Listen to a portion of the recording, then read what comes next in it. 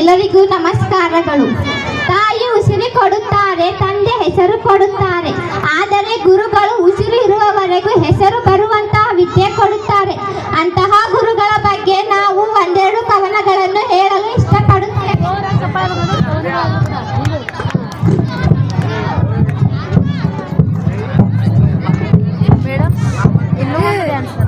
ಸರಳ ವ್ಯಕ್ತಿತ್ವ, ಕಠಿಣ ಪರಿಶ್ರಮ. ಇವರ ಪರಿಶ್ರಮ, ಇವರ ಛಲ. ಭೂಮಿ ತಾಯಿ ಕೊಡುಗಳು ಇವರಿಗೆ ತಕ್ಕ ಫಲ. ಇವರೇ ನಮ್ಮ ಶಾಲೆಯ ಒಂದು ಬಲ. ಇವರೇ ನಮ್ಮ ಶಾಲೆಯ ಅಧ್ಯಕ್ಷರು ಚಂದ್ರಕಾಂತ್ ಸರ್. ಇವರೇ ನಮ್ಮ ಶಾಲೆಯ ಅಧ್ಯಕ್ಷರು ಚಂದ್ರಕಾಂತ್ ಸರ್. ದೊಡ್ಡವರಿಗೂ ರೆಸ್ಪೆಕ್ಟು, ಚಿಕ್ಕವರಿಗೂ ರೆಸ್ಪೆಕ್ಟು. ಅವರ ಧ್ವನಿ ಕೇಳಲು ಸೊಗಸು. ಅವರ ಕನಸಿನಂತೆ ನಾವು ಮಾಡಬೇಕು ನನಸು.